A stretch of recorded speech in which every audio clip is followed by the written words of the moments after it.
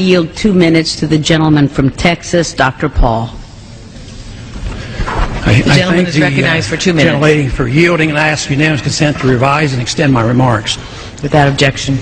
Madam Speaker, I rise in opposition to this resolution, not because I am taking sides and picking who the bad guys are and who the good guys are, but I'm looking at this more from the angle of being a United States citizen, an American, and I think resolutions like this really do us great harm.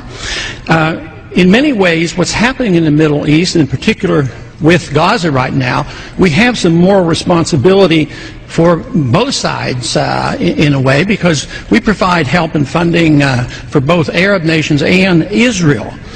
And so we definitely have a moral, especially now today, the weapons being used to kill so many Palestinians are American weapons, and American funds essentially are being used for this. But there's a political liability which I think is something that we fail to look at, because too often there's so much blowback from our intervention in areas that we shouldn't be involved in. You know, Hamas, if you look at the history, you'll find out that Hamas was encouraged and really started by Israel, because they wanted Hamas to counteract Yasser Arafat. And you say, well, yeah, that was better then and served its purpose, but we didn't want Hamas to do this.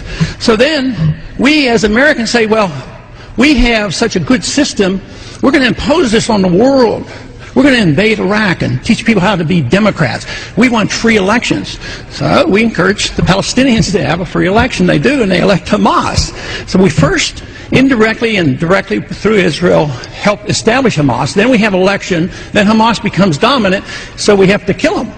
You know, it just doesn't make sense. During the 80s, you know, we were allied with Osama bin Laden. And we were contending with the Soviets.